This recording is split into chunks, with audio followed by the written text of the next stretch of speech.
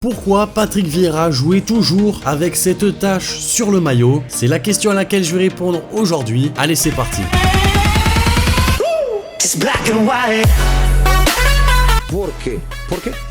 C'était à l'époque un spectacle assez courant dans le football, en particulier si vous aviez Arsenal à la télévision et que Patrick Vieira était titulaire. En effet, on pouvait observer une tache étrange entre les pecs des joueurs. Il y avait une fausse idée selon laquelle la jolie tache de glu était en fait du mucus, mais pas du tout. Il s'agissait d'une application copieuse de Vicks Vaporub. Ce produit promettait aux footballeurs le nettoyage du passage nasal, en particulier si vous aviez un rhume, avec son odeur de menthol écrasante. Cela semblait fonctionner puisque Patrick Vieira, grand vainqueur de la Coupe du Monde 98 et joueur indéboulonnable du milieu des Gunners, était un habitué, tout comme un bon nombre de ses coéquipiers à Arsenal, à croire que le club était sponsorisé par la marque Vicks. En tout cas, pour être plus précis, le produit empêchait les narines et les bronches des joueurs d'être obstrués pendant le match. En effet, pendant la partie, les vapeurs libérées étaient respirées par le joueur et par conséquent, ses narines et ses bronches étaient dégagées, permettant une plus grande performance physique et une absence d'inconfort dérivé du manque de ventilation. Vieira aurait donc étendu son expérience à certains de ses coéquipiers. C'est pour ça qu'à chaque fois que nous regardions un match d'Arsenal, dans les gros plans des joueurs, nous pouvions voir une tache sur leur poitrine. Cependant, depuis que le Français a raccroché ses crampons en 2011, la pratique de se graisser le torse a pratiquement disparu des terrains. Très peu de joueurs l'utilisent encore. En même temps, il faut dire que l'esthétique en prend un coup. Quand on voit ça, on se dit plutôt que quelqu'un s'est fait plaisir sur votre torse, si vous voyez ce que je veux dire.